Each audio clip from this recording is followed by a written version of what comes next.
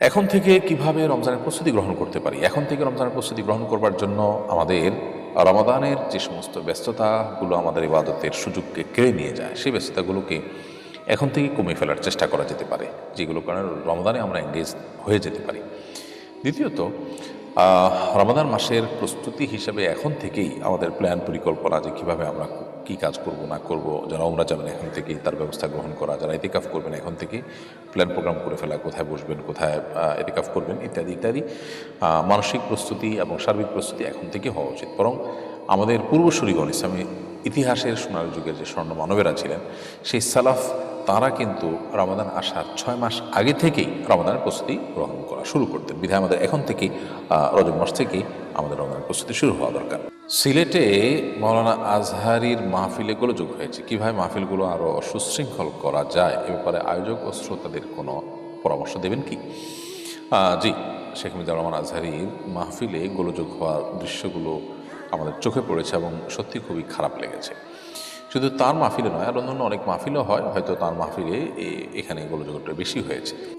আমাদের মুশকিল হলো, মাহফিলে যারা আমরা আসি তারা অনেকেই জাস্ট কোনো পরিচিত পপুলার হুজুরকে, আলেমকে দেখার জন্য আসে।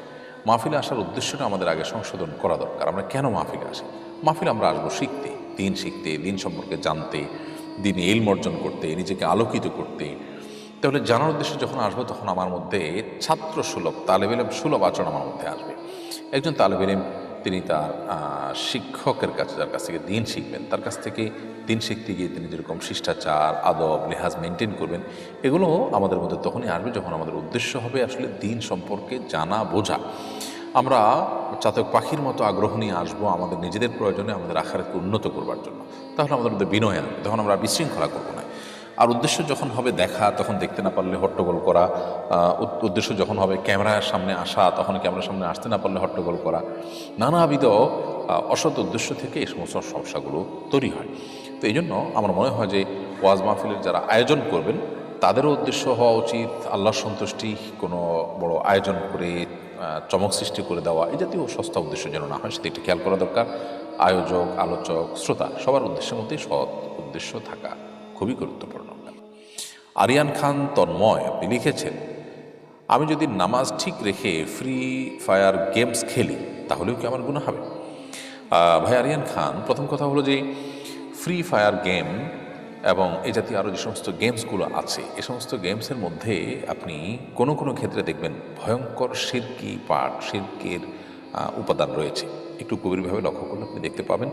দ্বিতীয়ত হলো, বেশিরভাগ গেমসের মধ্যেই মিউজিক্যাল ইনস্ট্রুমেন্টের ব্যবহার থাকে, মিউজিক সাউন্ড ইত্যাদি থাকে, সেটা একটা আরেকটা ব্যাপার। আর সবচেয়ে মৌলিক কারণ সেটি হলো যে মিন হুসনে ইসলাম ইল মারই তারকুহু মা লা ইয়ানিহি। নবী সাল্লাল্লাহু আলাইহি ওয়াসাল্লাম বলেছেন, একজন মানুষের ইসলাম সুন্দর হবে যখন তিনি অহেতুক অনর্থক কাজকাম এগুলো পরিহার করে থাকতে পারবেন। আল্লাহ রাব্বুল আলামিন সফল এবং সার্থক ইমানদারদের বৈশিষ্ট্য বলতে গিয়ে কোরআনে কারিমে সূরা মুমিনুন 18 নম্বর পারা প্রথম সূরা, এর শুরুতে আল্লাহ তাআলা বলেছেন ওয়াল্লাযীনা হুম আনিল লাগওয়ি মুরিদুন, যে সমস্ত ইমানদার, যে সমস্ত মুসলমান তারা অহেতুক অনর্থক কাজ থেকে বিরত থাকেন, এগুলো এড়িয়ে চলেন, তারা সফল কাম হবেন, সার্থক মুমিন হবেন। এবং আল্লাহ তাআলা তাদের সম্পর্কে বলেছেন উলাইকা হুমুল ওয়ারিসুন আল্লাযীনা ইয়ারিসুনাল ফিরদাউস হুম ফিহা খালিদুন, যারা জান্নাতুল ফিরদাউসের অধিকারী হবেন, সেই সৌভাগ্যবান মানুষরা হবেন তারা যারা অহেতুক কাজ করেন না। বিধায় এ সমস্ত গেমসগুলো আমাদের পার্থিব বা পারলৌকিক কোনো উপকারিতা বয়ে আনে না। এগুলো আমাদের সময় নষ্ট করে, আমাদের ব্রেইনকে আরও বেশি, ব্রেনের মধ্যে জ্যামের সৃষ্টি করে এবং নানাবিধ ক্ষতি আমাদের মনের, মস্তিষ্কের, আমাদের শরীরের করে থাকে।